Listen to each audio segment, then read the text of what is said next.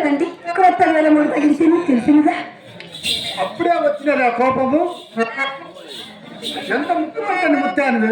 అవునవును, ఎవరి మాటలు వారికి ఇంపుగానే ఉండును. ఇప్పుడు ఎవరో తప్పక పైకి ఉంచింది.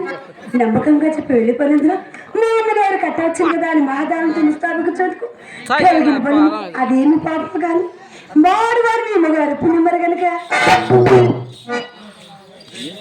ఏ చండాలుడు నిన్ను నమ్మని వాడు నిర్మూలం అయిపోను.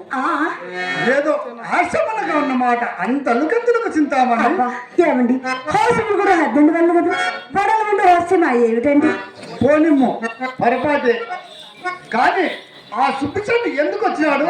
ఇంకా నేను మీ మనసులో ఉండేది కదా, ఆయనను ఆ సంగతి మీకే చెప్పలేరు. నేనే చూసి ఈదుకు మనం వచ్చినదో మీ అమ్మ కండ పలవడిసి వస్తుందని వెంటకుమ్మ కాటికి వచ్చేసరికి నా బయటకు వచ్చినావు. ఆ పాటను నన్ను చూసి అతను చూసి నేను తెల్లబడినాం. అంతటా అతనికి అనుమానం కలుపుకున్నట్టు ఓడగమలాడుతూ కొంత దూరం కూడా వెంట వెళ్ళినాను. అయ్యో, అతను రాకొచ్చిదాడే ఉన్నా ఆయన సొసైటీకోబడి సోదరుడు కోసం నిజం చెప్పడు. ఇతను ఏం చెప్పదు తెలియనప్పుడు నేనేమి చెప్పను చిక్కేకప్పుడు ఇదిగో ఇవి వెళ్ళి తెలియజేయటం బెల్లెడిసే గట్టము ఈ త్రోతకు చూచదా. ఏమండి, ఎందులకేతం చేతన్ని అడకపోతురా అని అడిగినాను. మేళం కావలసి వచ్చినానని చెప్పినాను. అబ్బా చెప్పను కదా, మరి మీ సందేహం ఏమిటో? నా సందేహం చెప్పినా కోపగించుకోలేవు కదా. కోపం ఎందుకండి, నా ఇందేమైనా దోషం ఉన్నది కదా.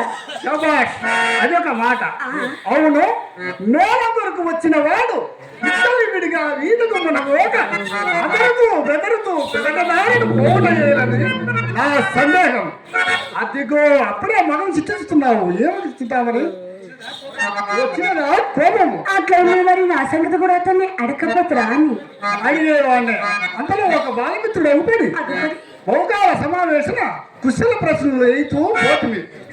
అట్లయినా నేనే చెప్పరానికి ఇప్పుడు మేడం గురించి మాట్లాడుకోండి. అమ్మ తల్లి మేడం గురించి పుట్టుకొచ్చు.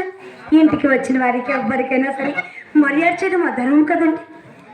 చదవాలి కదా, కూర్చోండి. మరి కూర్చి వేసి తాంబూలం మీద అతను వచ్చిన పని విడిచిపెట్టి అదిగా వసతులు పెట్టాను. అందులో రాకొచ్చి చక్కగా పెట్టింది. మా అమ్మ నమస్కారం పెట్టి తోడు చూపు విషయం మీద ఆమె ఆధారణ సాగనుకుంది. నమ్ముడు నమ్మకపోండు నడిచిన యథార్థమైంది కదా. ఎరువమ్మా, నీ మాట నేను వేదముగా ఎప్పుడు నమ్మలేదు. నాతో ఎన్నడైనా నలసంత అబద్ధం ఆడాలే కదా నా నమ్మకం. నీ తోడుని కాదండి, నేనెవరు తోడు అబద్ధమాడు. చింతామణి కులు పుట్టాల్సింది కాదండి, చిన్నలు పెద్దలు దాని కూడా కారణమే కదండి. సందేహమేమి ఎవరి మాటలో వేళ